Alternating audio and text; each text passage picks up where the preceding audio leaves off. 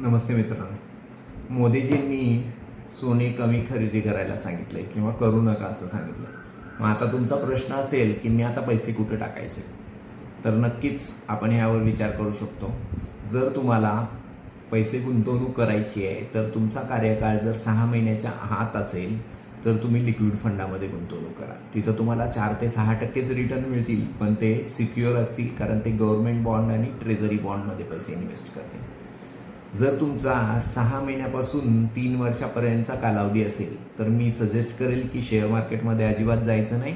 Government corporate bond म्हणजेच low duration फंडामध्ये तुम्ही किंवा कॉर्पोरेट बॉन्ड्समध्ये तुम्ही पैसे इन्व्हेस्ट करू शकता आणि त्या ठिकाणी तुम्हाला रिटर्न एक्सपेक्ट तुम्ही करू शकता 6 ते 8% दरम्यान. आणि त्या व्यतिरिक्त जर तुम्हाला 3 वर्षाचा पुढचा कार्यकाळ हवा आहे 3 ते 5 वर्षासाठी, तर मी तुम्हाला सजेस्ट करेल बॅलन्स ॲडव्हान्टेज फंड, जिथं 50% इक्विटी 50% गव्हर्नमेंट कॉर्पोरेट बॉन्डमध्ये इन्व्हेस्ट केले जातात आणि जिथं तुम्हाला 6 ते 8% 8 ते 10% आसपास रिटर्न एक्सपेक्टेड तुम्ही करू शकता. जर तुमचा कार्यकाळ 5 ते 7 वर्षाचा आहे तर तुम्ही लार्ज कॅपमध्ये जाऊ शकता, तिथं तुम्हाला 10 ते 12% रिटर्न मिळू शकतात.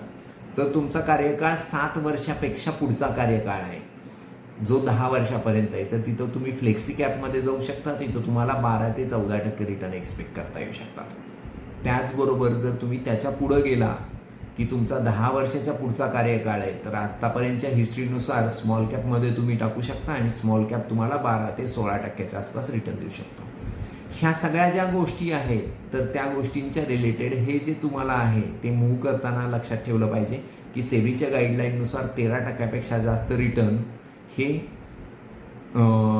आपण सांगू शकत नाही, पण आजपर्यंतचा इतिहास ज्या पद्धतीने देतोय त्यानुसार मी तुम्हाला हे सगळं सांगतोय. आणि ह्या रिलेटेड तुम्हाला जर काही जादा माहिती हवी असेल आणि तुम्हाला इन्व्हेस्ट करायचं असेल तर तुम्ही कमेंटमध्ये इन्व्हेस्ट म्हणून लिहा. आमची टीम तुमच्याशी संपर्क करेल आणि तुम्हाला अजून डिटेल्स माहिती देईल. थँक्यू.